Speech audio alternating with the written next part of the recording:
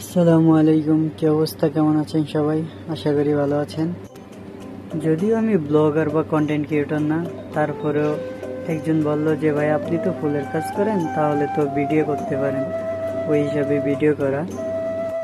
আর আমার ফেসবুক আইডিটাও বেঁচে গা, তো ওই হিসাবে বন্ধু বান্ধবের সাথে যোগাযোগ নেই, তো ভাবলাম ফেসবুক পেজই খুলে নিই।